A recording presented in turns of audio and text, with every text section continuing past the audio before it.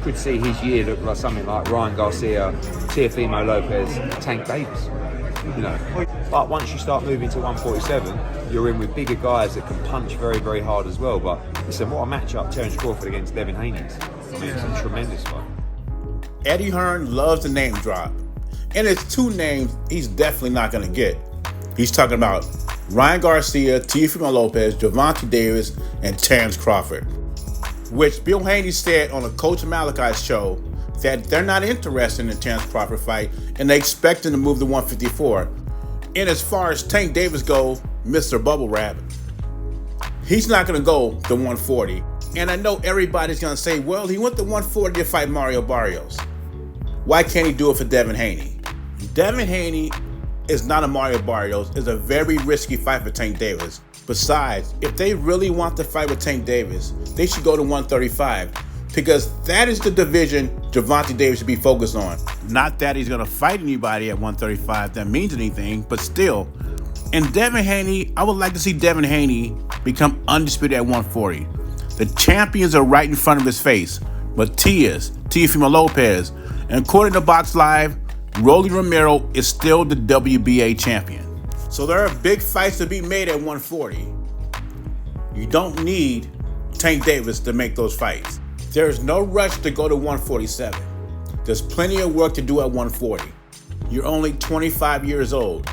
There's plenty of work to do at 140. 147 is not going anywhere. One thing that I said I said the Terence Crawford performance can't trump Devin's two performances because Errol Spence was weight drained. Errol Spence, if he's not fighting and he didn't say he was healthy, then how can you have the best performance against an unhealthy man? That Terence Crawford is acknowledging that he might have caught a not the best Errol Spence. And the excuses keep on coming. You know, Bill Haney was on New Media Radio today. Shout out to Coach Malachi. And he was talking about Errol Spence's weight drain. He was unhealthy. And basically, he took advantage of that. But do you remember what they were saying before the fight? It's a 50-50 fight. The fight could go either way. After the fight, Spence is weight drained. He's unhealthy. He got broken ribs. He's got neurological problems. The excuses keep on coming. And Bill Haney said, I am not trying to take credit from Terence Crawford, or I'm not taking credit away from Terence Crawford. But yes, sir, you are taking credit away when you make these excuses. I mean, you can't go in there and say, well, Terence Crawford had a marvelous performance, excellent performance, world-class performance. And then you say, well, he beat an unhealthy, weight-drained Spence. But he had a great performance. And I don't want to see Spence in that position anymore, but it looks like we're going to have a rematch at 154.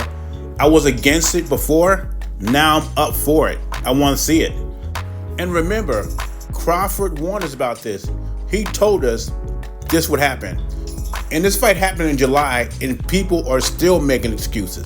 And before the fight, you heard Spence fanboys saying Crawford looks weight drained. After the fight, Spence is weight drained. You can't make this up. And Mr. Bill also said that the reason the fight's probably going to be at 154 is because Crawford knows he got over. No, Mr. Bill. Crawford said the weight cut was difficult for him too. And that's why the fight might be at 154 for no belts. But anyway, leave your thoughts and comments below. Jay Beasy, I'm gone.